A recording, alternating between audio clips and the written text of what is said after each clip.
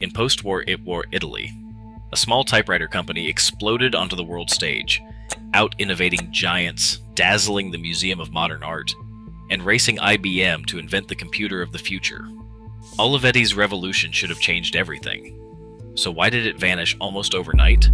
The answer lies in design genius, dangerous ambition, and a double tragedy that rewrote tech history, but few outside Italy have ever heard the full story. In 1908, Camillo Olivetti opened a small workshop in Ivrea, northern Italy. The company's first typewriter, the M1, rolled out just 3 years later, its design already drawing praise for attention to detail. By 1933, Olivetti's factory floor buzzed with 870 workers, turning out 25,000 typewriters a year. Even during the economic storms of the 1920s and 30s, production climbed from 1,300 to 13,000 machines annually. After World War II, Olivetti's ambitions grew bolder.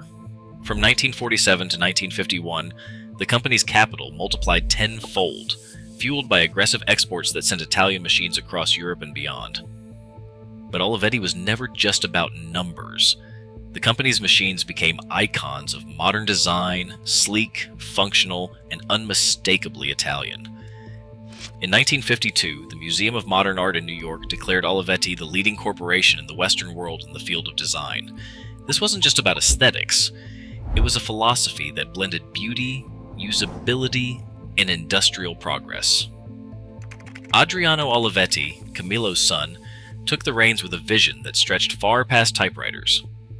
He believed the future belonged to electronics, not mechanics. Computers, he insisted, would shape the next era of work and society. Adriano's dream seemed almost reckless for a company rooted in metal and ink. Yet it was this willingness to bet everything on a new frontier that set Olivetti apart. A former MoMA historian recalls how Olivetti's approach blurred the line between art and industry, creating machines that felt as modern as the world they were meant to serve. The stage was set for a leap into the unknown, one that would soon draw new minds and new risks into Ivrea. In 1954, Adriano Olivetti landed in New York with a single mission: to find the mind who could bring his electronic dreams to life. Mario Cho, a 30-year-old engineering prodigy teaching at Columbia, accepted the invitation that would change Italian industry forever. He left behind a secure American career and returned to Italy, gathering a team of young physicists and engineers in a rented villa near Pisa. Chu believed, as he often said, that new things are only done with young people. By 1955, this unlikely group was working day and night, surrounded by olive trees and chalkboards filled with equations. Their goal was nothing less than to build a computer that could rival the giants of America. The first milestone came in 1957 with Machine Zero, a vacuum tube prototype that barely functioned but proved the concept was possible. Refusing to rely on foreign suppliers, Olivetti and Cho pushed for Italian-made components, laying the groundwork for full independence. The breakthrough arrived in 1959, the ELEA 9003. It was one of the world's first fully transistorized stored program computers, capable of 5,000 editions per second, expandable to 160,000 characters of magnetic core memory, and able to run 3 programs at once. The ELEA was a leap ahead. Priced at what would now be over 9 million euros, it was not cheap, but banks, universities, and government agencies lined up. Over 40 units sold, capturing nearly a third of the Italian market. For a brief moment, Olivetti stood toe-to-toe with IBM, and the future seemed within reach. SGS, Società Generale Semiconduttori, opened its doors in 1957, the result of a bold pact between Olivetti and Telectra. The goal was clear: bring Italy's chip supply home and cut the cord to American and German electronics. Within a year, a factory in Agrate, Brianza was producing germanium diodes under a license from General Electric. By 1960, SGS had secured the right to Fairchild Semiconductor's planar process, a breakthrough that allowed them to manufacture state-of-the-art silicon transistors. This technology formed the backbone of the ELEA 9003, which relied on more than 100,000 Italian-made chips and diodes for each machine. For young engineers, SGS was a proving ground. Federico Fagin, just 19 at the time, learned the art of silicon here, skills he would later carry to Intel, where he designed the world's first commercial microprocessor. Decades later, Fagan would recall the energy in those labs, the sense that Italy was building something that could stand with the best in the world. An SGS engineer from that era remembers Mario Cho's visits. He'd walk the floor, ask about every detail. He wanted us to believe we could beat anyone. SGS didn't vanish with Olivetti's computer dreams. The company survived mergers and reinventions, eventually becoming ST Microelectronics, today one of Europe's major semiconductor players. For a brief window, Italy wasn't just assembling machines. It was mastering the heart of modern technology, chip by chip, on its own terms. Adriano Olivetti's next move would test the limits of his vision and the company's resources. In October 1959, Olivetti struck a deal to acquire 69% of Underwood, a once mighty American typewriter brand. The cost, $92 million in today's dollars, a staggering sum that dwarfed Olivetti's earlier ventures. This was more than a purchase. It was a gamble on breaking into the United States market by absorbing Underwood's vast distribution network. But Underwood was a company in decline, saddled with outdated machines and shrinking sales as electric typewriters overtook manual models. To finance the acquisition, Olivetti borrowed heavily from both Italian and American banks. The company's debt surged from $7.6 million in 1958 to $32.5 million by 1963, with much of it held overseas.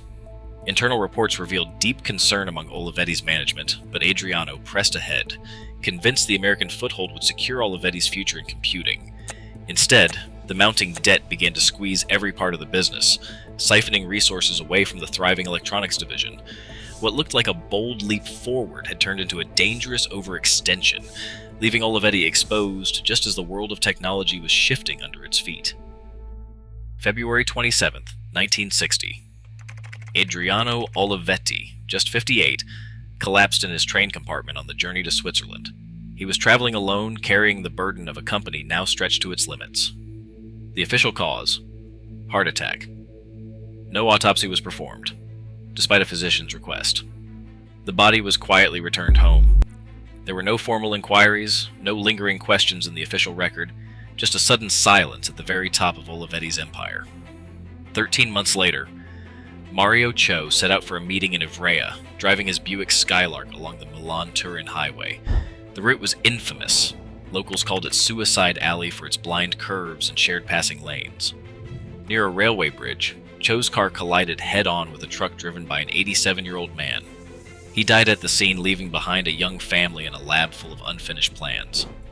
2 leaders, gone within a year. No police investigations, no autopsies, no official doubts. Yet the timing, at the peak of Olivetti's ambitions, has never stopped raising questions.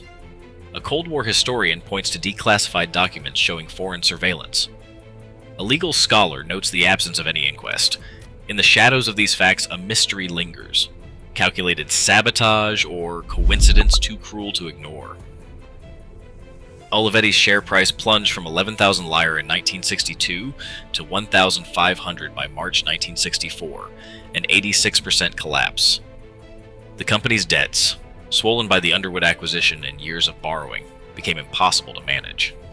Underwood's balance sheet showed a net worth of negative $8.6 million, dragging down its Italian parent. The electronics division, once the pride of Ivrea, now looked more like a liability than a ticket to the future.